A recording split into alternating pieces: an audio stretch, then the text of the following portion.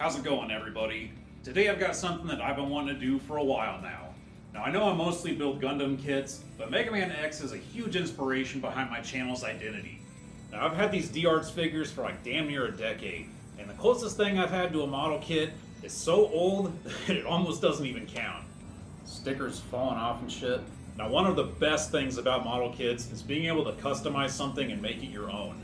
Now there's a lot of really cool palette swaps to work with here, and these are the two that stuck out with me the most. So without further ado, this is RynZero, and you're watching the review for the Kotobukiya Zero.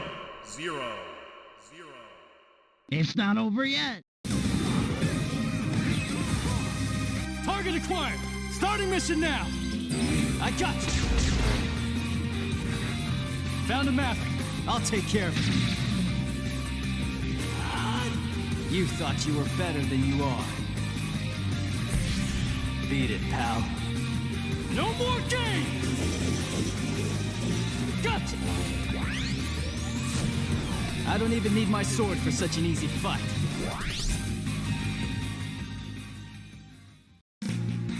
Ready? A couple people told me that last bit was a little too long, but I just couldn't help myself. Now, compared to a Master Grade Gundam, there's a few runners less here, and the parts are bigger than average. That means this should be a pretty quick and simple build, which is nice. I could really use that right now.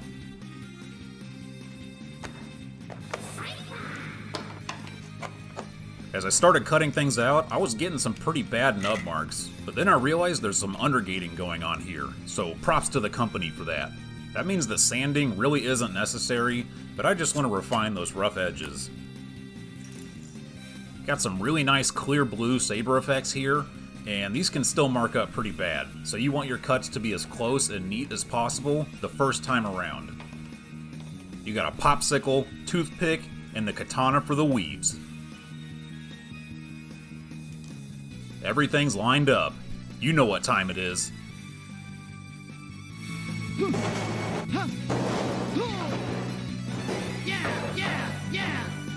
I got some premium paints this time around. They're 3 times the price of a normal can. I was curious if the price tag was actually worth it. Now they do have a nice shiny finish, and they're sparkly as hell under good lighting, but for 20 bucks a can, can't say I'll be buying these again anytime soon. The light gunmetal is just to hit the torso area, and gunmetal for the arms and legs. Little light gray and insignia white here. White just for the underwear. And gray for the knees and toes. Knees and toes. Got just enough time to assemble the head before I have to go dog sit for a friend of mine. And just look at the floofy boy. So new place, new table. This one clearly hasn't been through as much abuse as mine, but we're gonna keep this thing going. Anyways, Zero's got boobs. If he ain't got boobs, it ain't Zero. It looks like he has nipples on this kit, and it's just strange. The backside keeps everything together, and the backpack holds the Z-Saber. The gold on top of that silver is just, don't get me started. The underwear just takes a few snaps, and we're done with the torso. Alright, it's time to get serious. To summarize the arms, it's basically just sticking a bunch of half pipes together. You get some pretty glaring seam lines, and maybe that was intentional because Zero is a robot, but I know that's still gonna bother some people. The shoulders connect in a similar fashion, and the armor plating slides over top to tighten everything up. Do the other shoulder real quick. Now before I put the feet together, I want to run over some areas with the gold paint marker. This way I don't have to worry about it spilling over, just make my life a little easier.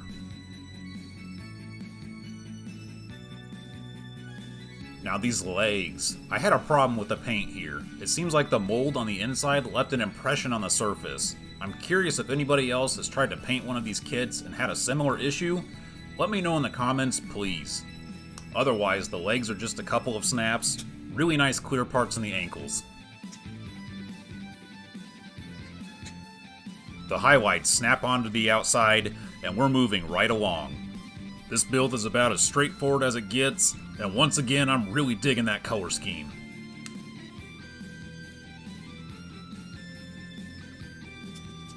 Clear parts go on the bottom of the feet. If you were ever curious why these characters have big, stupid legs, it's because they probably got some old jet turbines in there. It's gonna be a really satisfying snap right here. Oh yeah. The foot snaps onto a ball joint, and it seems fine enough right now, but I've heard from many sources that this can be a problem area. Now I forgot the hair during the paint session, but I went right back and hit this with some champagne gold. My name's Cristal. Like the champagne? Well, that sounds like a stripper name. Now I know this almost looks silver, but when you put it next to the actual silver, I think you can tell the difference. I hope. Just got the weapons left, and the Z-Saber is as easy as boom, bop, pow. This is a chunky saber handle. The Z-Buster builds pretty similar to the arms. You've got some nice gold bits showing through, and I'm loving the clear green plastic. Nip out the final piece to finish this thing up. I'm telling you, man, the color separation for this kit is on point.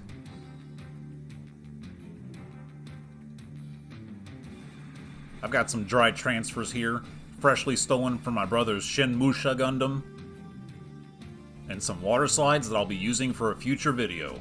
Don't worry, I'm not using that many. Now I know this is a blurry shot, but you can see the gold decals. These are the perfect size for Zero's head. Scratch that off real quick. And bam! That's kinda hot. The legs have a lot of empty space, so they're the perfect place to go dumb. This water slide was really fighting back at me, but you know what? I always win. The white decals blend pretty hard on the silver paint, but they can still stand out in good lighting.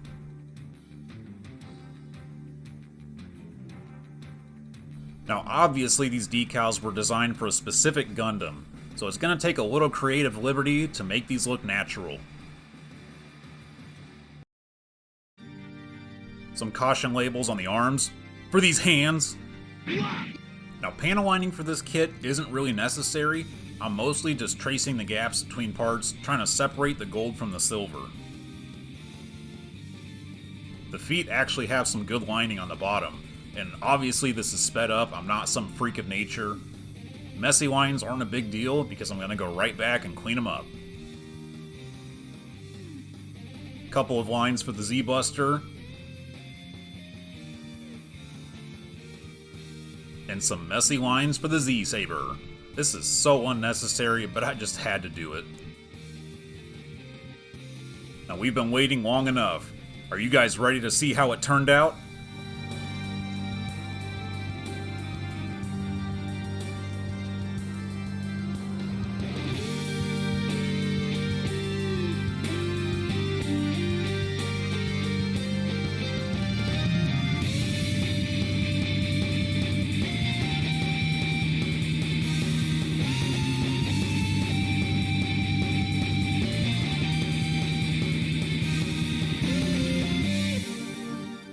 So we got the model kit up front here, and the D-Arts figures for reference.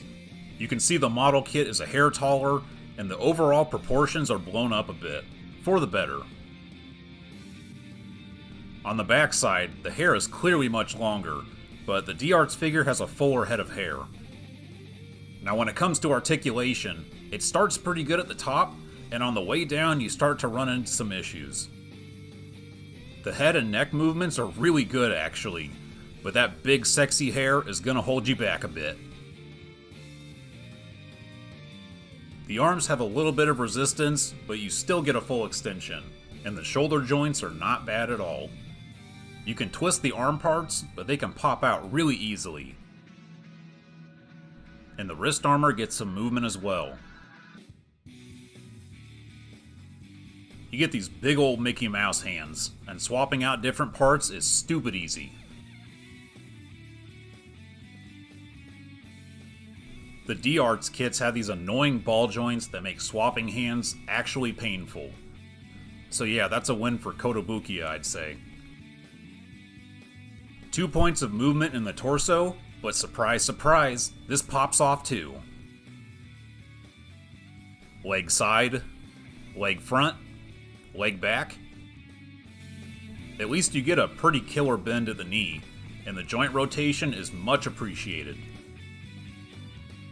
The feet are on a ball joint, so you get some pretty decent movement, and you can pull the joints out to help with posing, which you're gonna need because this guy doesn't stand up so well. Crank that zero. And what the hell is up with these nipples, man? Is it cold in here? The hair has this weird hollowed out design. I think it was meant to mitigate any weight issues. Now this doesn't look half bad in still images. Like, this thumbnail's kinda hot though, right?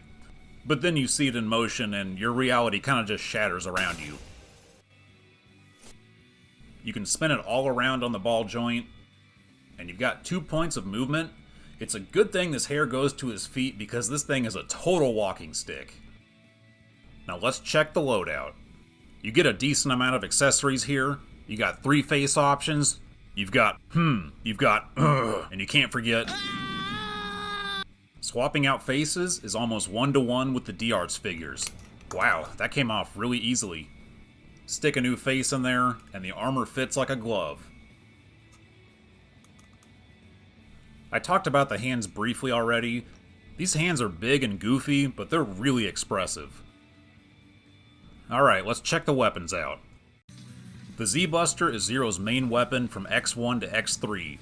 He takes up the sword full time from X4 onwards.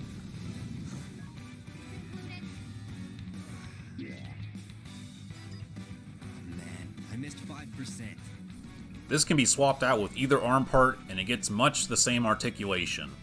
It looks really nice, but other than that, it's just a fancy looking brick. The Z-Saber is Zero's most iconic weapon. It makes short work of any foe in close quarters combat. Would you two just kiss already? You get this chonky saber handle and 4 interchangeable blades. It pops on like a dream, and no glue is necessary. And that blue is looking so nice!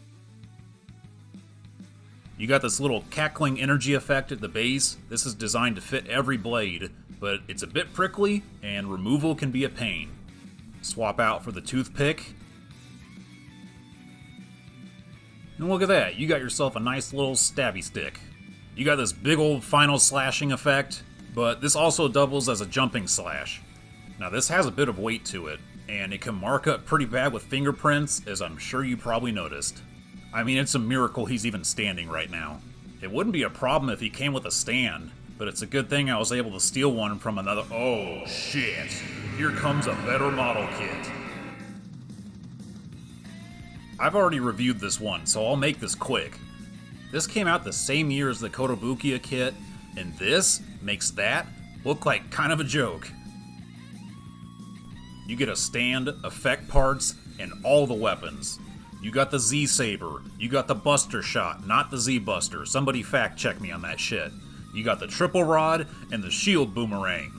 You get an extra hair option, and the faces kinda suck, but nobody's perfect. I appreciate the updated design too. I know it's not for everyone, but it still looks really slick. The LEDs don't really show up that well, but they didn't even need to add this in the first place. Now initially I gave this kit a 9. It's a bit of a hand grenade and it's got some tiny joints, but the plethora of loadout options still got me feeling spoiled to this date. So I'm gonna say it was a 9 at the time, but today it's an 8. So how does Kotobukiya Zero stack up? Well, it looks awesome, I can't deny that, and the proportions are on point. The clear parts and the saber effects are beautiful, very nice. The undergating makes for a very clean build, and speaking of clean, no stickers. That means this guy is looking good straight out of box. Now articulation on this kit isn't terrible, but you are bound to have things pop off when posing. And some of the aesthetical choices here got me feeling some type of way, mainly the nipples and the hair. Now this could just be my own experience, but until I hear otherwise, I am convinced this is not a painter-friendly build. Now look guys, I love Zero. He's one of my favorite characters. I mean, he's in the channel's name. But I can't in good conscience give this anything higher than a 7. He's got some issues that can be really off-putting, and at the end of the day, I feel like this is a model kit that was made for the fans. We'll take whatever we can get these days. That's all for now. This video took a lot longer than I expected, but I hope you guys enjoyed it. Thank you for watching, and thank you for 500 subs. A Guinness glass? Seriously? Nice pour, jackass. I hope you get canceled immediately. Jesus, mate. Now it's already August, you guys. Holy shit. I feel like I kind of cheaped out a bit last year with a lot of high grade reviews near the end, and there's nothing wrong with that. I know some of you guys really like high grades. But I just want this year to be bigger and better, and I've got things in the backlog ready to go, some weird ones, and of course some badass ones. So keep an eye out for that, guys. Make sure to like, comment, subscribe. Thank you again for 500 subs. Seriously, guys. This has been RynZero. Until next time.